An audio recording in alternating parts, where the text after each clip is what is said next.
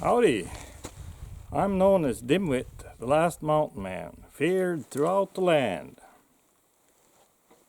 Now, welcome back to another one of my videos. Ain't been shot in a century.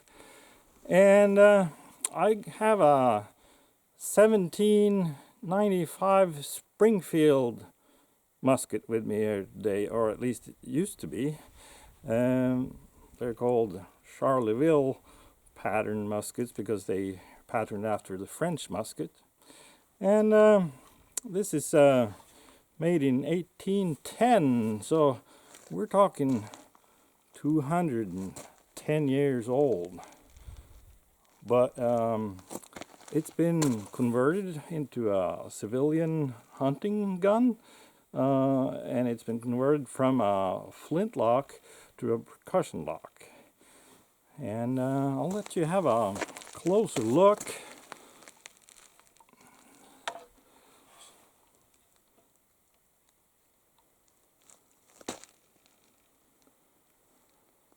The 69 caliber, smoothbore of course.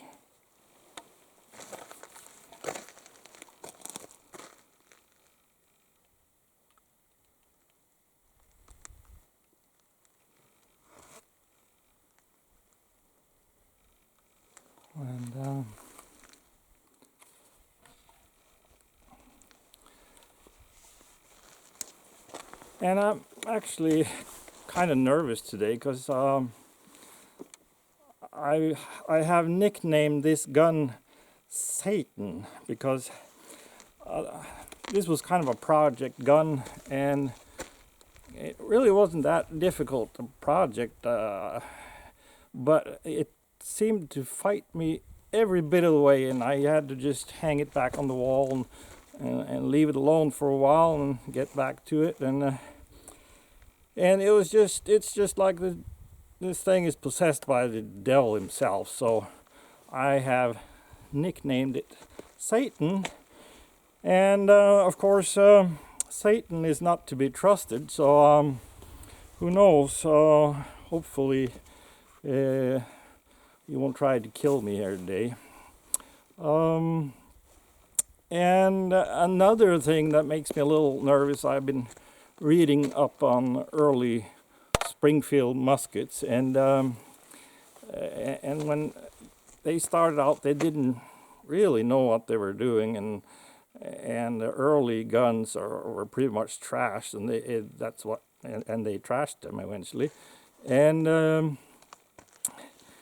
when the War of 1812 broke out, or a little before that, they kind of took a closer look at what they had in storage, and they discovered that the what do you call it, the proof charges that they used to test fire them, they weren't really heavy enough, so they proof fired them again, and about 25% of them guns burst the barrel. But this gun has survived all of that, so I'm thinking it's ready to do some more shooting if we're a little careful. And of course, back in the flintlock day, the American military service charge for a 69 musket was 130 grains of black powder. And when they started using percussion musket, they changed that to 110 grains. And there are several reasons why they did that. Of course, they used some of that charge for the flintlock pan. And also, a percussion lock ignites the powder charge faster. And that builds the pressure faster. And then the quality of the black powder developed over the years. So that's another reason. And they used to use quite undersized round balls. the paper cartridge that they used would function as a sealant.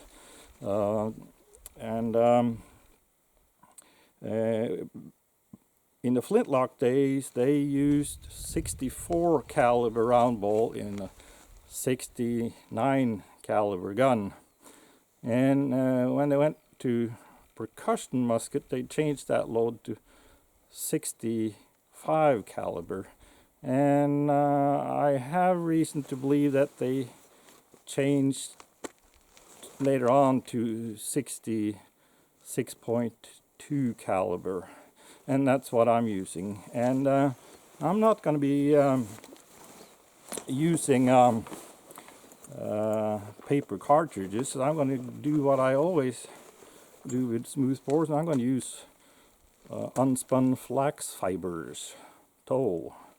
And that seals better than those paper cartridges, and so that's going to build up more pressure. So I don't think we're going to go for that 110 grain service charge. I think 100 is plenty. Also, you have to keep in mind that it's an old antique gun.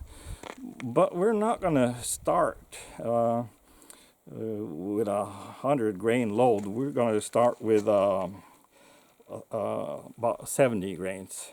And I use this antique powder measure for shotgun, percussion shotgun, I suppose, and it's in the powder weight is in drums, and I have I showed you this before and explained. I have kind of this explains how much that would be in grains. So we're gonna start out with the lowest setting on this, which is 2.5 drums, and that equals 68 grains.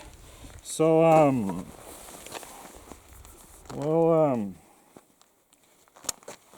see how that works out.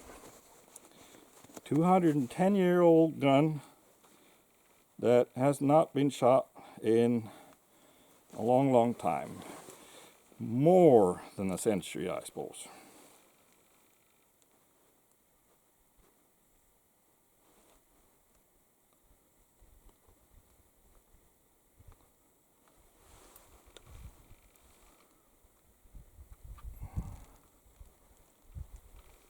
Like that.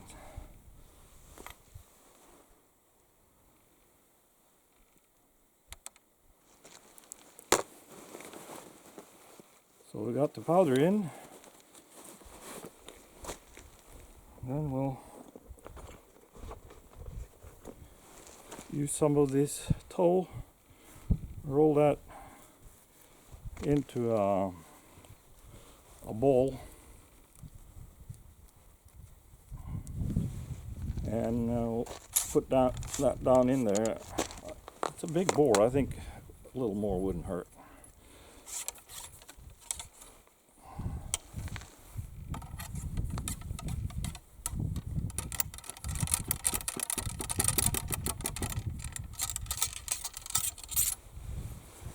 And then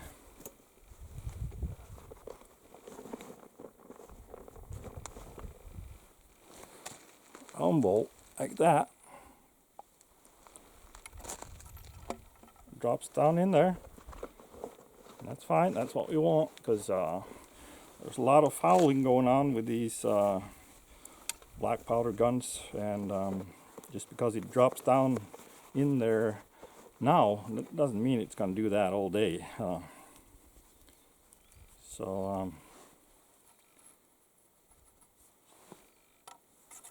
As the gun gets fouled up, we're gonna get more of a velocity. And I have a chronograph set up here to kind of keep track of the velocity, and a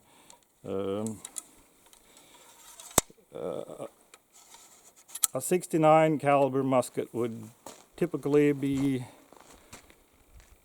1200, maybe a little more feet per second, which is a supersonic load. Speed of sound is a little over 1100 100 feet per second. And I think in this old gun we're going to settle for a subsonic load. So if I can get 1100 feet per second, I'll be happy with that. And we should at least get 1,000. And but I'm going to pay attention to the way the recoil feels and how it sounds and how it holds up, and we'll see how it goes. So wish me luck, and if I don't make it, tell John's wife that I love her.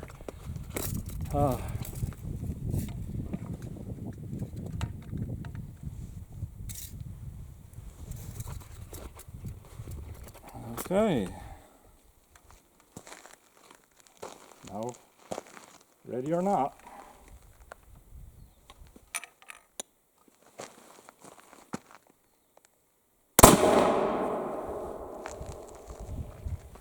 Well, that was not a heavy load, and I'm still in one piece, and the gun is still in one piece, and that was only 790 feet per second. So I think we can do better than that. It's that first shot was pretty much what I expected. And I have a steel target 50 yards down range, and that's about the size of a human head. And I call that the headshot. And if I can hit that steel target at 50 yards with a smoothbore, that makes me pretty happy. And I wasn't too concerned about that right now, but I'll try to do better. So we'll load it again.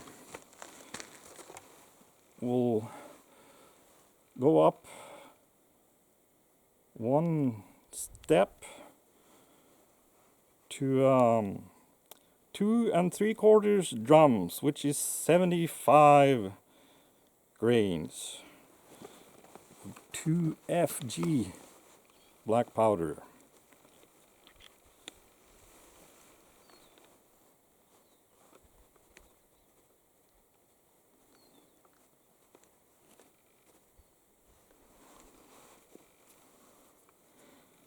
And I think that's actually a little more than that, but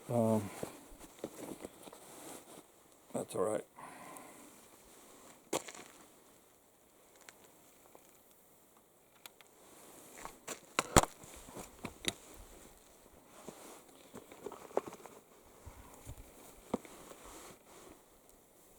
And shooting black powder is not about doing things in a hurry.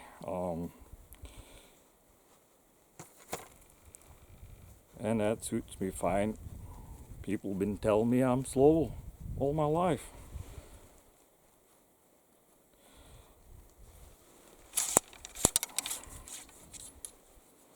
But it is kind of a time machine to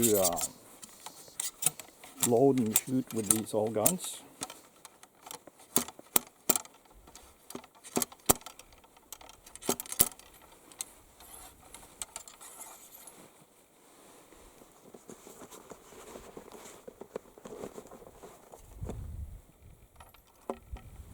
Still drops down in there.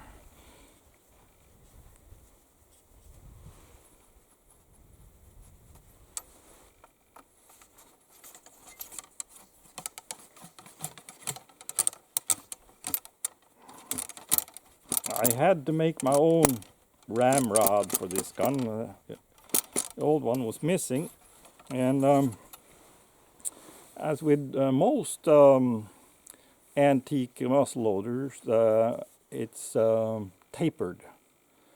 This is very thin in that end, and then it gets thicker and thicker.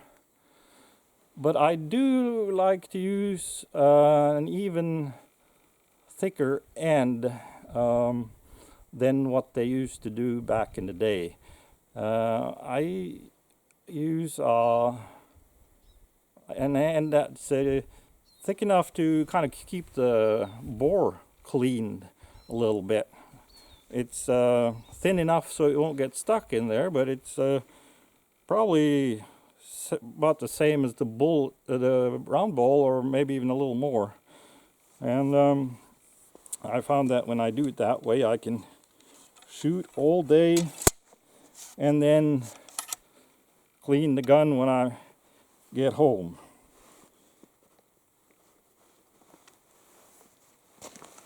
And that's what I like.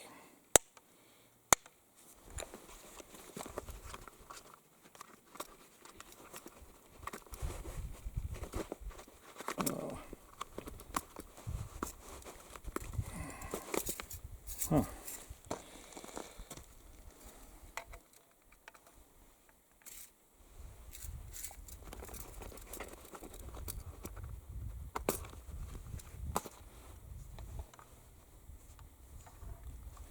Okay.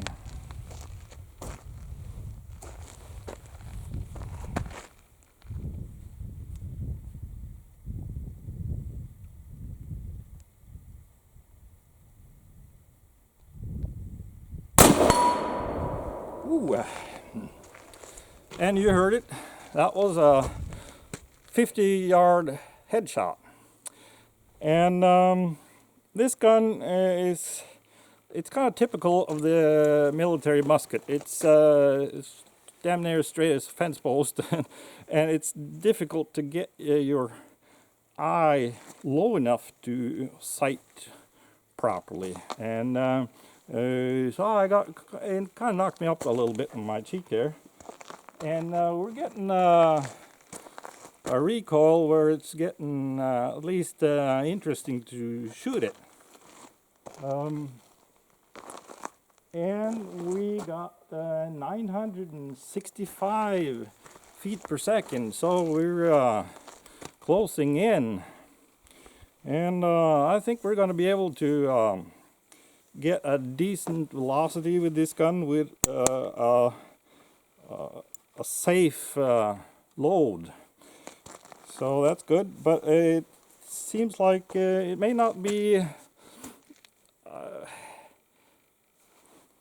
It's maybe better for fast shots on short ranges than trying to hit something from a distance, because it kind of got me under the chin here a little bit.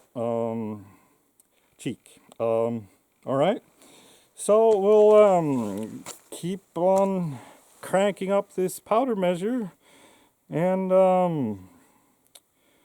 we'll go to 3 drums, which is 82 grains. So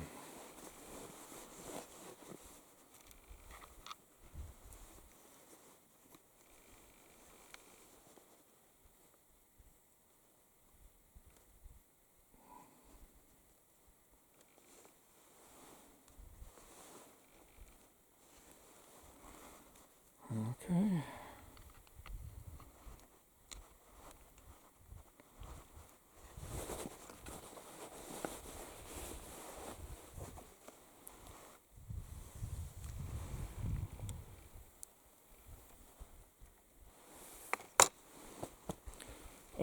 Usually I use one of my homemade powder measures when I shoot, but now that we're kind of developing a load, I like to use that adjustable powder measure. This is made from the tip of a moose antler, and a lot of the things I got I made myself, and the rest is old things, pretty much. Okay, we got the powder in there, so we need some wadding.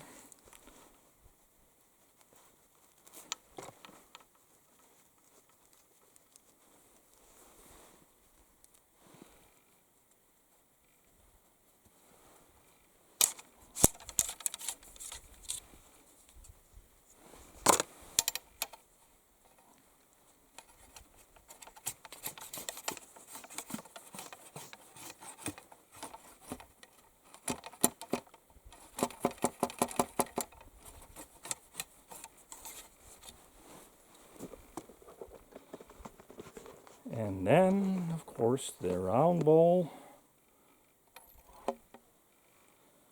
still drops down there nicely, thanks to my good size tip on the ramrod.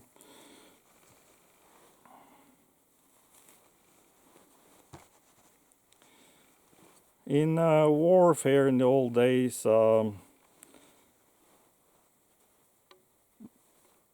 they didn't fire that many shots. It was just, they were shooting for a little while and it was bayonet on, and it was cold steel from there.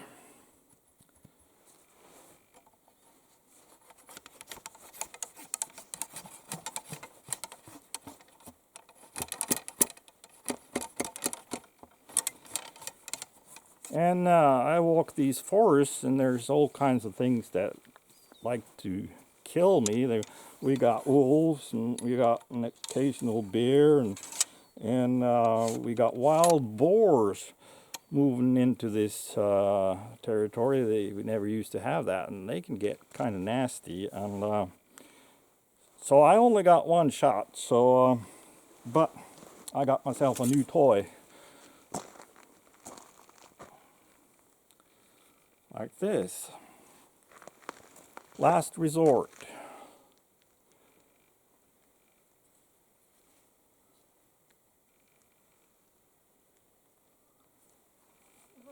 When I found this for sale from actually from a friend of mine, I figured that kind of looked like a European military sword that had been cut down into a hunting sword.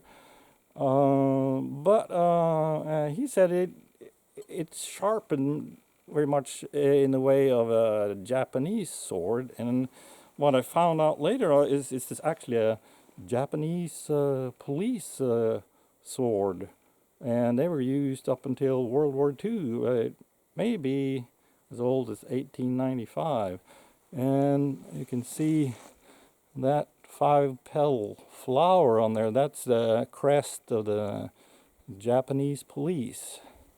So that might make me kind of a, I don't know, different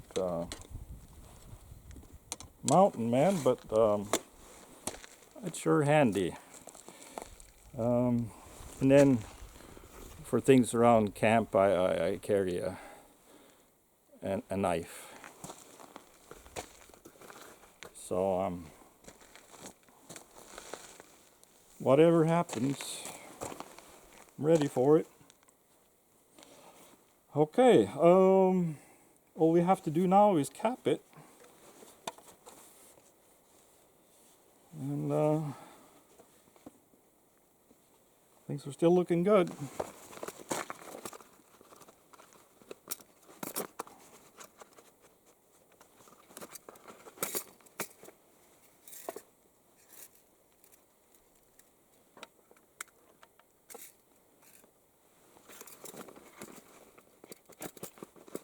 It's a good thing we're not under attack. These things take time.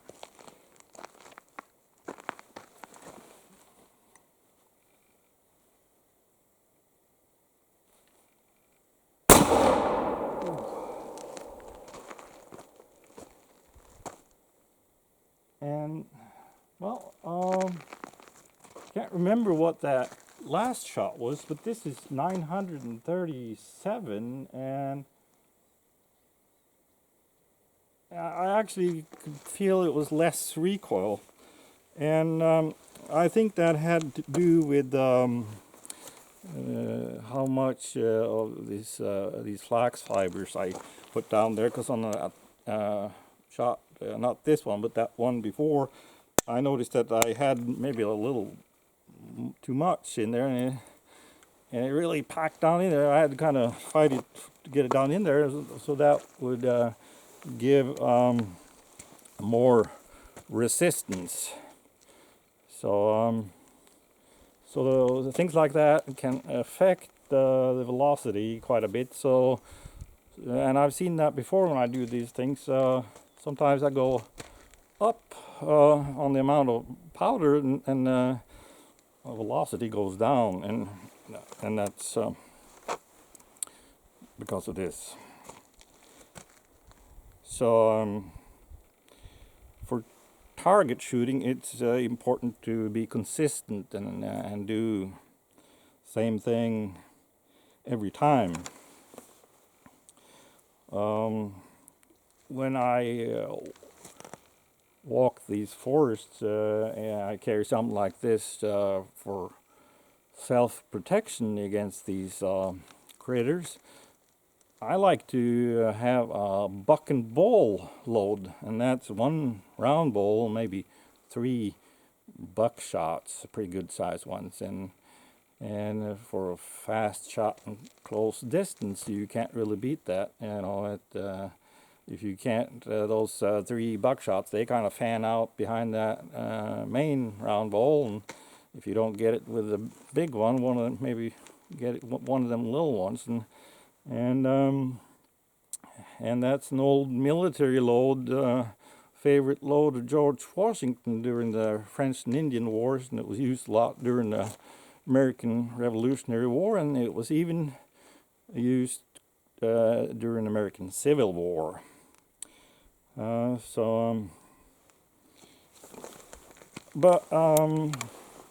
Today I think I'm only going to be concerned with round bowl loads, because when you start shooting buck and bull loads, that's a lot of lead, and the more weight of lead you put down in there, the more pressure is going to build up behind it when you shoot, and it's harder on the gun. So you shoot a heavier payload of lead, but you use less powder, and you have to settle for a much lower velocity. And now, if you got a modern replica gun with good quality steel, you can load these guns a lot harder than heavier than what I'm doing. But keep in mind, 210-year-old gun. Okay.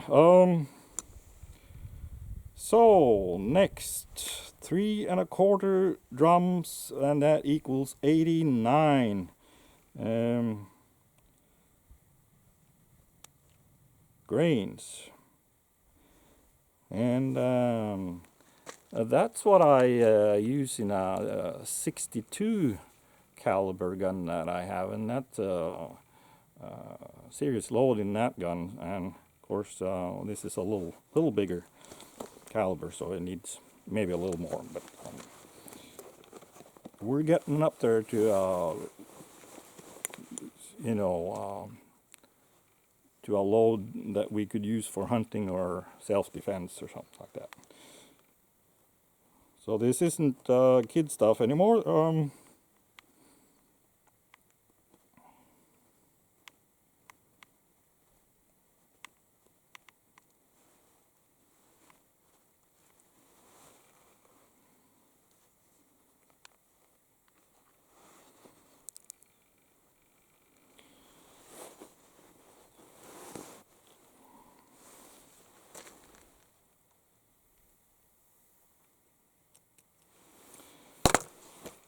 Okay.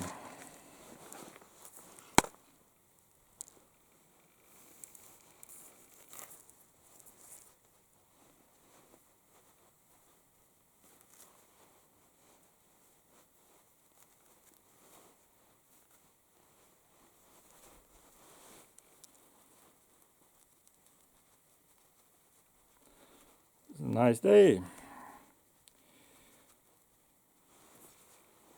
Strange winter though. It should be still be at least a foot of snow, but all the snow we had this winter is kind of come and gone. The strangest winter I ever saw.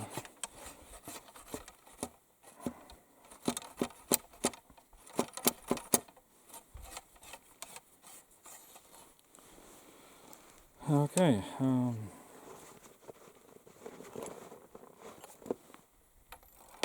Still drops down in there nicely. That's good. I like that.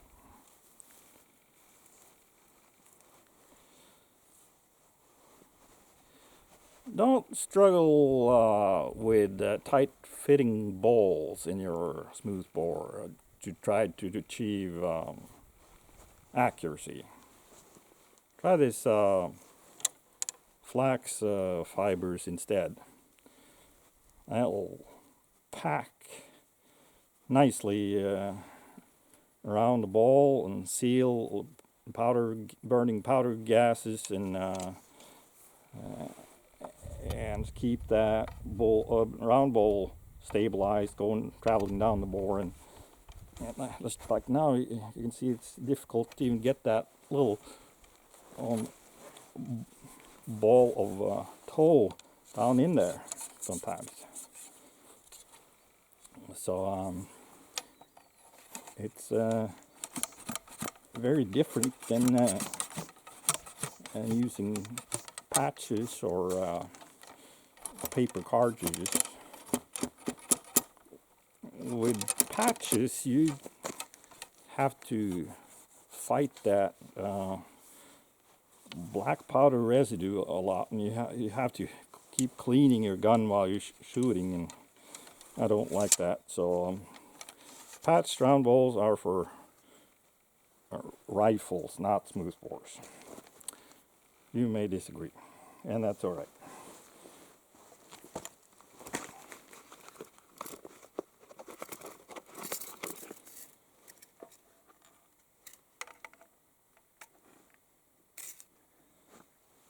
Okay.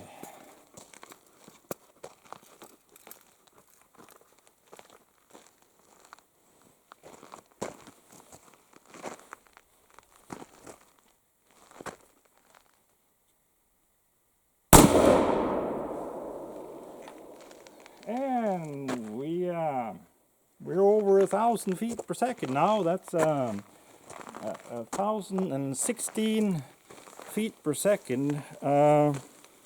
So this is pretty much performing the way I expected, and of course the reason why I started out that low is because of the safety issues involved. Still holding up. So guess we'll crank it up some more.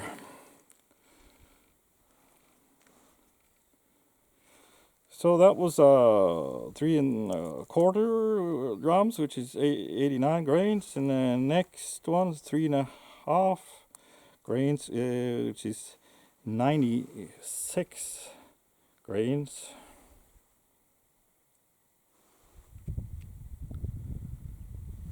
And after this, I'll only go up one more notch on this powder measure.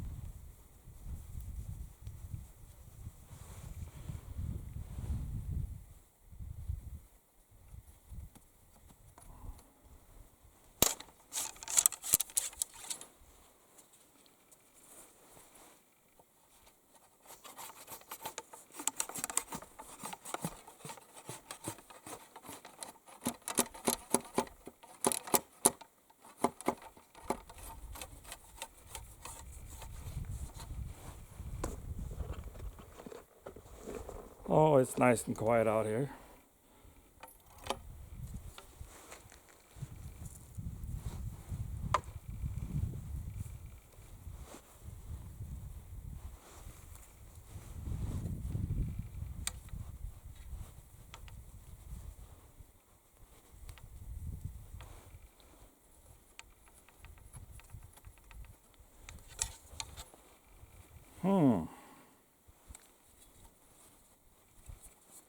Sometimes I use the other end,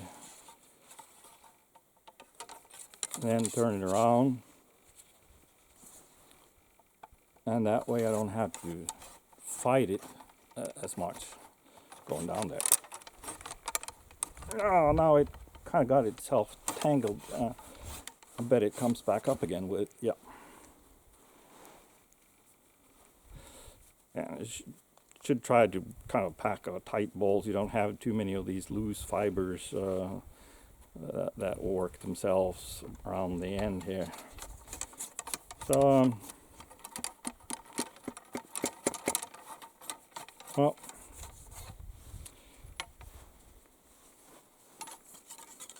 I'm kind of learning as I go sometimes, and that's the best way to learn, isn't it?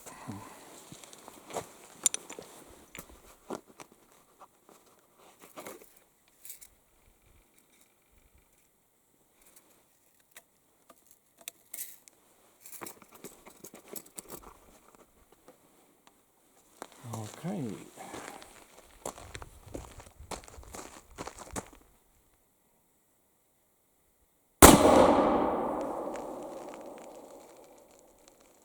And we dropped back down under 1,000 feet again.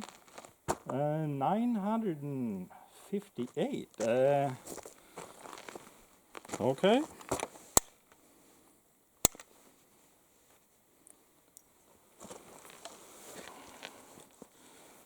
So,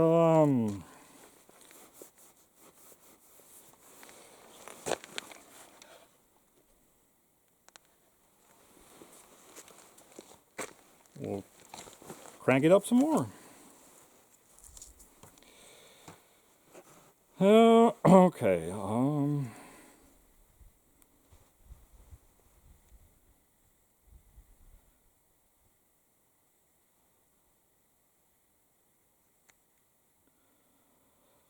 3 3/4 of a drum. That's 103 grains. That's only 7 grains lower than the military service charge on a percussion smoothbore 69 caliber.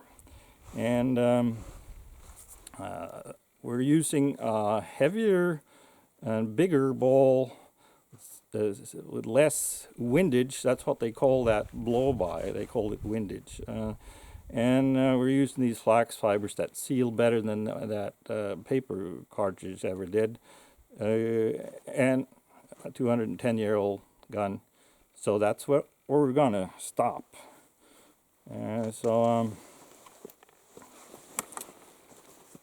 But I was hoping maybe I'd get close to 1,100 feet per second. Let's see, 3 3/4.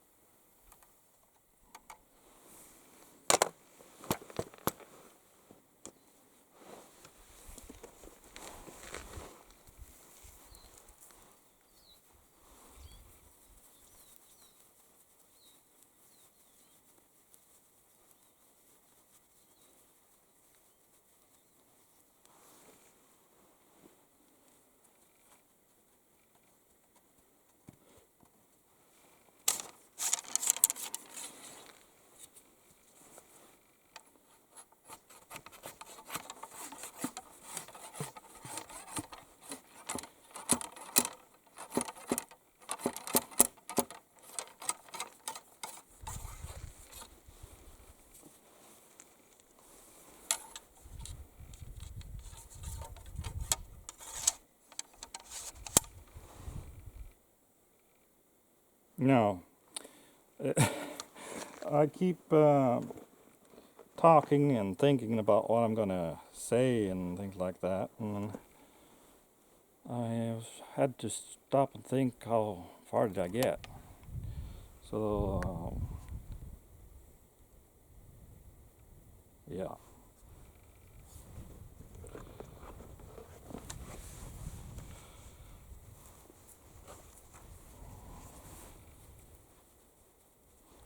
A little more.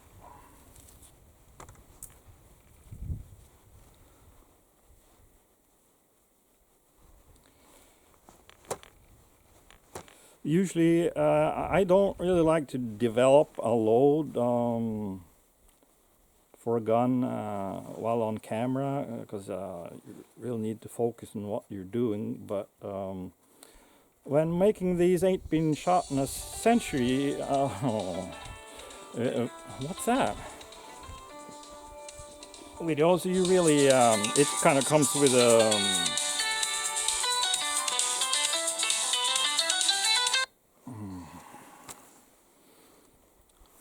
curse of the mountain man, the cell phone.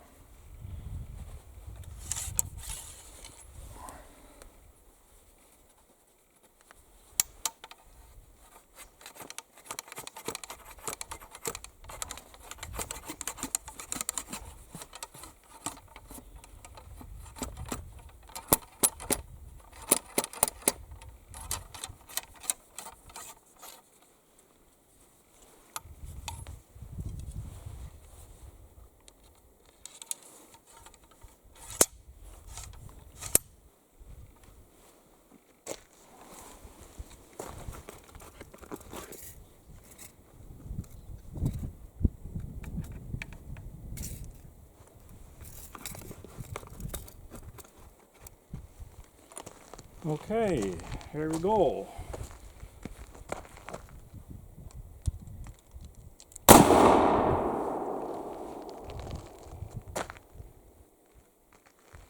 I guess I'm going to have to be happy with that. 1,046 feet per second. So, you know, I was going to be happy with somewhere between 1,000 and 1,100 feet per second. So I guess I'll settle for 1,046. And the gun is holding up. So kind of looks like I kind of beat old Satan. But as you know, Satan can't be trusted, so I'll be careful when I try buck and bull loads and things like that. And I'm gonna have some lunch and a cup of coffee now, and I'm gonna put a little twig into this nipple and pour some hot water down the bore and just leave it standing there for a while. And then later on I'll pour that out, and then the cleaning chore actually isn't that bad. So, I have another smoothbore with me here today, and of course I got a lot of other videos out there, so make sure you see that and all the others, and subscribe and comment and like and do whatever you want. See you later.